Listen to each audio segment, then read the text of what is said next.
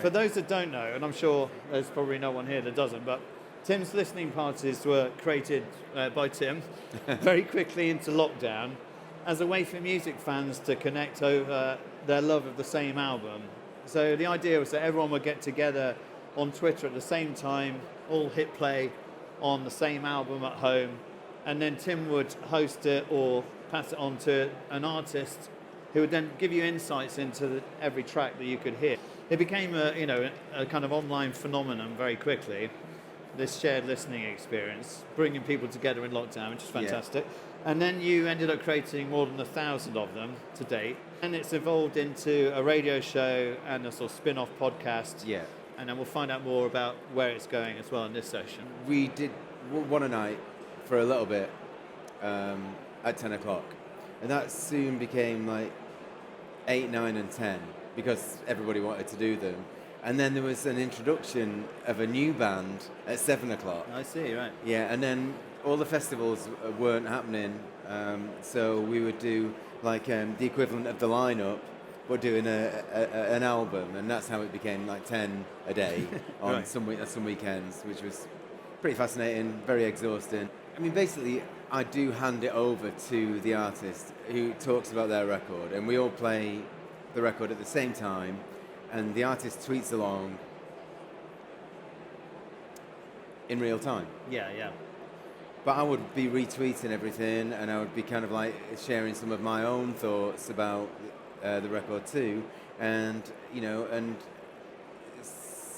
because it'd be like, say, me and you talking about something now, someone would be asking you questions and me, so I'd get some questions. So it'd just be like, it would be an immersive thing. How did you get people like Paul McCartney involved in it? And there's a big list of like absolutely enormous acts here. We got Paul McCartney, New Order, Kylie, Oasis. So you mentioned Blur earlier as well. Iron Maiden, who seemed like they were absolutely enormous. What was your approach? Did you just happen to know all these people anyway? I mean, what? Well, originally, the first couple of weeks, I went through, my direct messages on Twitter, and then after that, everybody came to me, just that way. I mean, I asked for a few of my favourites, and when Paul McCartney, I think it was Matt Everett who sort of like said that Paul McCartney had a new album coming out, and there was a little interview with him, and I just asked any chance of a listening party. Usually people come back to me within, a couple of hours, and 6 weeks later I'd not heard anything, right. As you'd expect from Sir Paul. But one day when I was least expecting it, I just got a Macca thumb emoji, and then it was all systems go, and lots of Zooms and lots of telephone calls to management and stuff like that, and a few signed records later, we did one, and it was just like an amazing experience. After the phenomenal success of the Twitter incarnation of Listening Party, you had a book as well. It's 2 books. 2 books. Yeah. They're kind of like a compilation of 100 in each one. 100 in each one. Okay, well, because you've done over 1,000. That's 1,300 now. Could potentially be a lot of books. And then more recently, it's transitioned into a radio show. Yeah. And then a podcast based on that radio show as well. So can you tell us a little bit about how kind of you made that, that transition over? A friend of mine, or a friend of a friend actually, Ian Lamara. Yeah. I had a meeting with him, and he kind of talked it through, and it was like a radio show and a podcast, and then kind of, I don't know what happens after that. I mean, I've never wanted to restrict the listening party in any way. It can go wherever it wants, as long as it's guided in the proper way. And then, the podcast became a podcast, and it was a radio show as well. And it's like the format hasn't really changed that much. It's like I introduce the record and introduce the artist and talk, have a few questions, but basically I don't need that many questions. It's their record. They want to tell me the story of how that record was made. And that's kind of the excitement, really. So you have the artist in the studio with you each time? Yeah, I've done a few on Zoom. A couple. Have you? Okay. I had COVID, and so I had to do it remotely. Fair enough. Couldn't, the show must go on and everything. Yeah. And is this something that do they film it as well, or is it pure radio? Yeah, and no, podcast? it's some of it's. Well, I don't know. I mean, there's cameras in there. I don't know. Right, okay. I don't know. Whether they're Not on. sure. Not entirely Who sure. knows? But, Fine. So, and but it's that- not a TV show yet. Not yet. No, we'll No. talk about that in a second. The podcasts have been number one pretty much all over the world. I've always known how popular it's been on Twitter. People enjoyed it from the very first moment. Yeah. I had 6,000 followers, and This is way back in the day. it's like 10 years ago. Yeah. And I was doing some friendly. People have always enjoyed it. Obviously, you can quantify the sort of success of podcasts and radio. Is it possible to also quantify the success of the Twitter ones as well? Is there any way of kind of measuring the metrics on how many people are sort of tuning in as such? I suppose like the biggest one was Iron Maiden, and that trended on Twitter at number one after, about halfway through the first song, and continued to stay at number one, for quite a long time during the album. But then overnight, I looked at the stats on the kind of like on the play again, the replay, and that had over 70,000 just overnight.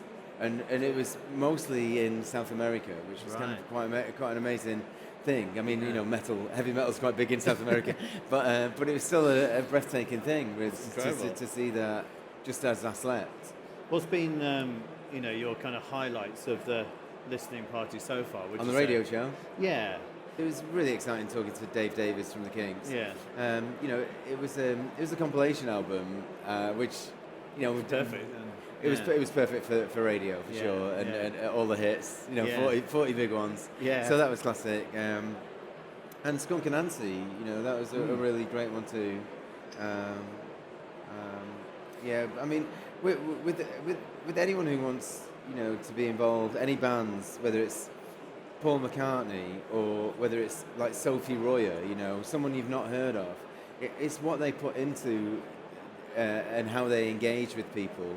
And the quality of the record, I suppose, that makes a good party. You clearly set this up originally as a sort of passion project. Yeah. Connecting fans with bands and, that shared listening experience and all that. Yeah. And there comes a point where, even if you don't, someone's going to be thinking you should definitely sort of stop making money from this. Yeah. And is that happening now? And is that a focus to some degree of the way forward for it? I mean, there's not a lot of money in doing a radio show. Right. The books, I got a little bit of an advance from. I've shared some of that with the Music Venue Trust, who really struggled during lockdown. Brilliant. It was, like you say, it was never intended to be something that could be monetized. But the idea is to, just to keep building it and not restrict it. So wherever it goes next, I want it to be authentic, and it'd be amazing for it to make money. I mean, of course. And for the next stage after the radio and podcast, I understand there's a live show coming up, and also potentially TV as well. So do you want to tell us a little bit about the idea for the live show? Okay, well, I mean, the live show, we've like put our sort of like toes in the water a little bit. I was asked to do one at Latitude a couple of years ago. I've done a few at Blue Dot Festival, and I've done one at Abbey Road with the remaining members of the Fall. We'd have a pre-listening party where we'd all sort of chat on a format like this, and then we'd actually all join in on the Twitter one that the world could get involved in. Yeah. So that was fun. I've got a James Acaster one at Latitude. He's made actually, I know he's a comedian, but he's made a brilliant record with Quell Chris music. Oh. Yeah, and that's really exciting. But the idea is to do some in London also.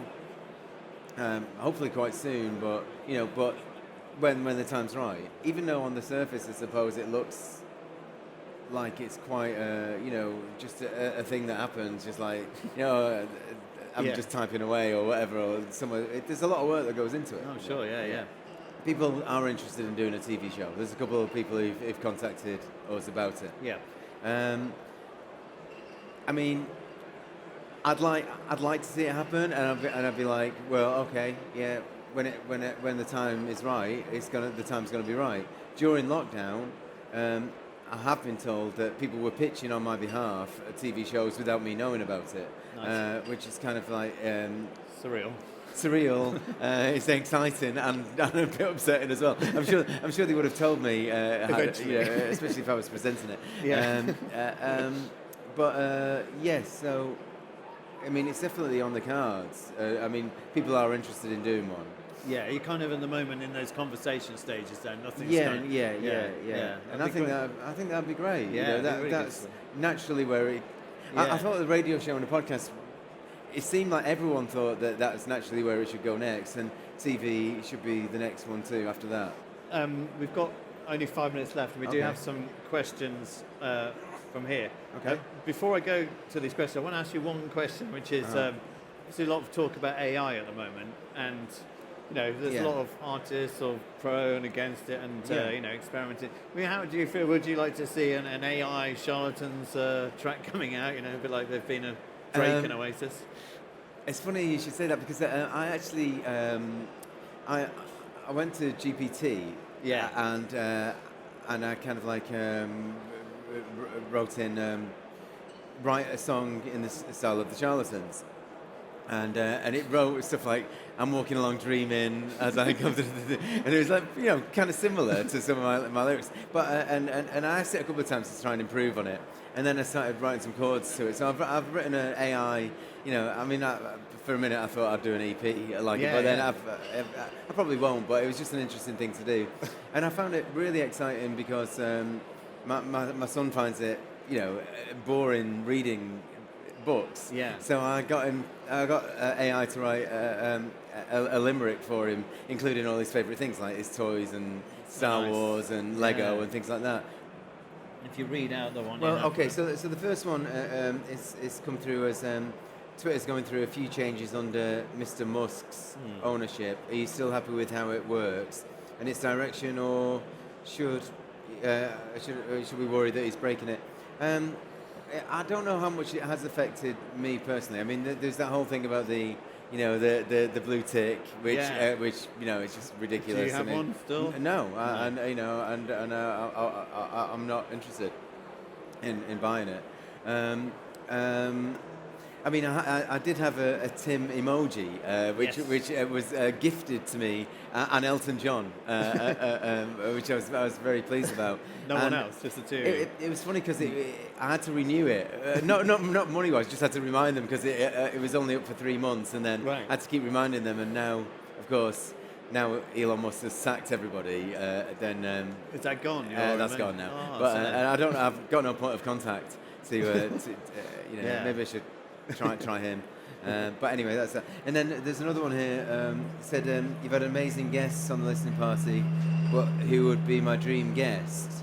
I mean, I would always say Kate Bush, and I would always say RZA from Wu-Tang Clan. Oh, this is brilliant. Yeah, do you find listening parties help artists find a new perspective on their own work?